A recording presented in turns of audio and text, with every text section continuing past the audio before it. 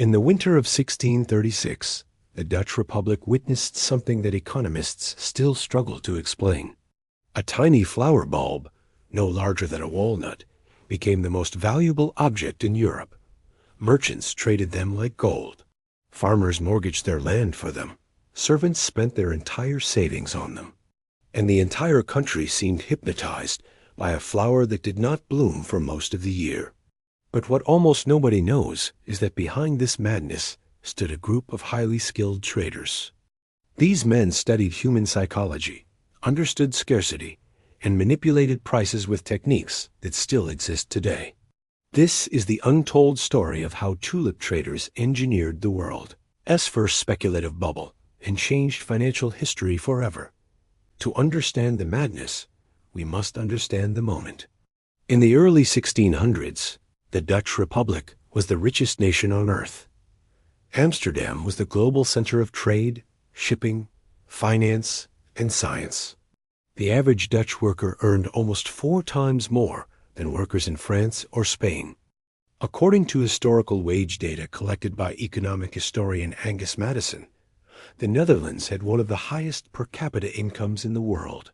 Coffee, sugar, spices, silk, porcelain, exotic animals, and rare plants were flowing in from Asia due to the Dutch East India Company, the world's first publicly traded corporation.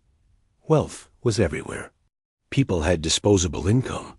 They invested, they speculated, and they wanted to show off their status.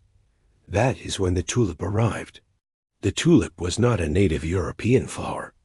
It originally came from the Ottoman Empire, where it was so luxurious that the sultans kept it as a royal symbol.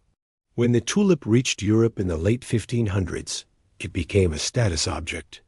But the most valuable tulips were the broken tulips, flowers with dramatic streaks of color.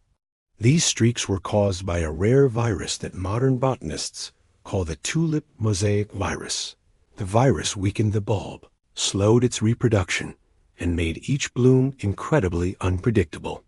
These defective flowers became the most prized items in Europe. The rarer the pattern, the higher the prestige. And because they reproduced slowly, supply was extremely limited. By 1620, tulips were already a rich man's luxury. But by 1630, traders began to see an opportunity. They realized something simple but powerful. People wanted these flowers not because they were useful, but because they signaled wealth. And status, unlike real value, could be manipulated. Traders began quietly buying the rare bulbs and stocking them in vaults, warehouses, and cold rooms. They bought up so many bulbs that prices began to rise naturally. Once the price started increasing, rumors began spreading.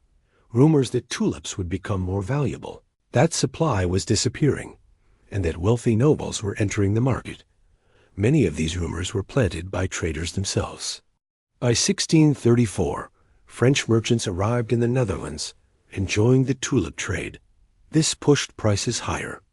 A documented financial ledger from the period notes that the price of a viceroy tulip increased from 40 guilders to more than 300 guilders in a single year. For comparison, a skilled craftsman earned about 250 guilders per year. This meant a single flower bulb was now worth more than a full year of labor, but prices continued rising. And as more people saw others making fortunes overnight, the mania grew faster.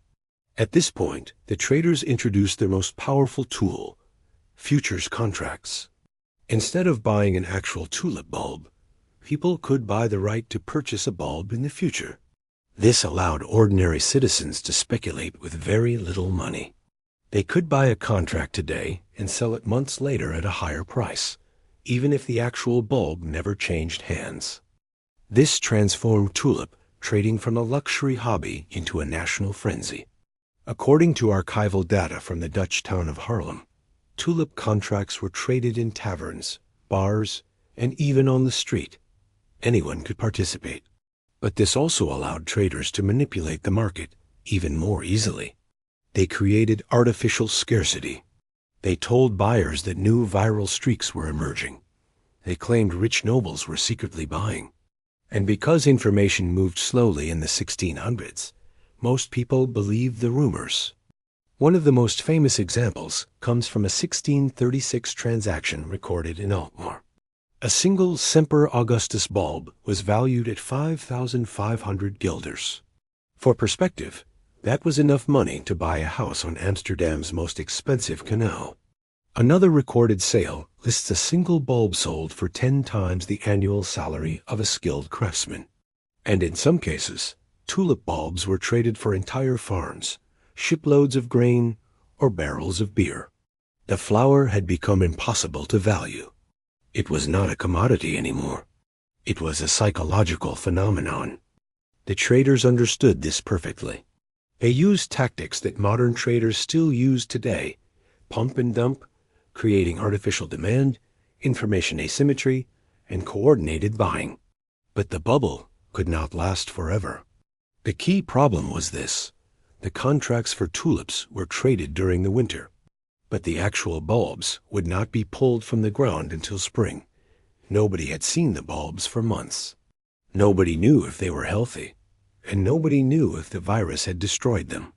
In short, the entire market was built on promises, not flowers. The collapse began slowly. In early February 1637, a group of buyers in Haarlem failed to show up for a tulip auction. Historians believe bad weather and an outbreak of plague kept people home. But the psychological impact was devastating. If buyers did not show up, sellers could not profit, prices did not rise, and confidence shattered instantly. Within days, auctions across the Netherlands saw fewer and fewer bidders.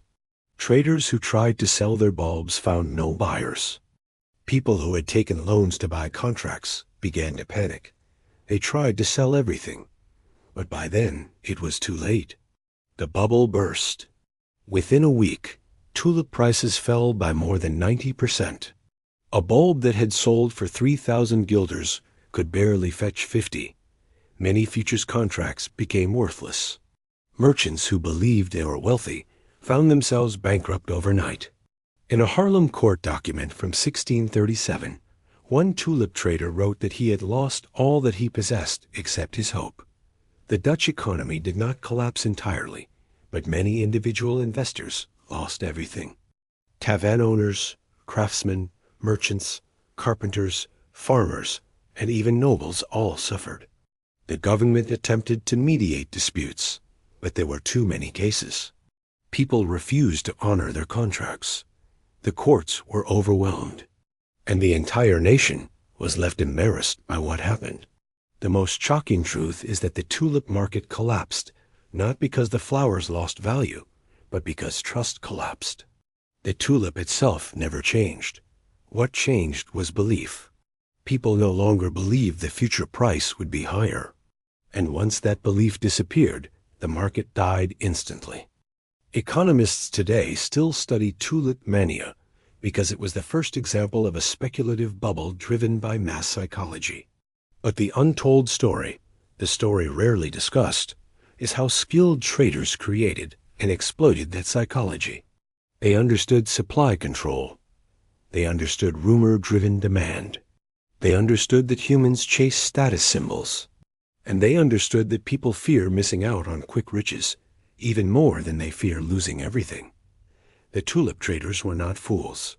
They were early financial engineers. They used strategies that modern stockbrokers, crypto traders, hedge funds, and market manipulators still use. Artificial scarcity, leveraged speculation, information control, hype campaigns, coordinated buying, emotional triggers. Every technique used on modern markets has an ancestor in 1630s Amsterdam. The Dutch tulip crash did not destroy the country. In fact, the Dutch Republic remained rich for decades afterward. But the bubble left a permanent lesson. Humans do not buy assets because of logic. They buy them because of stories. They buy them because of hope. They buy them because others are buying. And when the story falls apart, the value collapses with it. Today, economists compare Tulip Mania to many events. The dot-com bubble of the 2000s, the housing bubble of 2008, the crypto boom of 2017 and 2021, and countless smaller bubbles around the world. In each case, early traders push the narrative. Prices rise faster than the asset's real value. Ordinary people rush in hoping for profit. And eventually, the bubble collapses. This cycle is not unique to tulips. It is part of human nature. The tulip traders of the 1630s were not just flower merchants. They were early psychologists. They discovered how to control the imagination of a nation. They made people believe that owning a rare flower could change their entire social status. And for a brief moment in history, they succeeded. A simple bulb became the most valuable object in Europe. A flower became a fortune. And a bubble became a legend. The world's first market bubble did not happen because of ignorance. It happened because of brilliance. It happened because early traders understood something timeless. Price is not about value. Price is about belief. And belief is the most powerful force in any economy. If you found this story fascinating and learned something new, please support the channel by liking this video. Share it with someone who loves history and finance. And subscribe to Retro Finance Files for more hidden stories the world forgot. Thank you for watching. Stay curious, and I will see you in the next deep dive.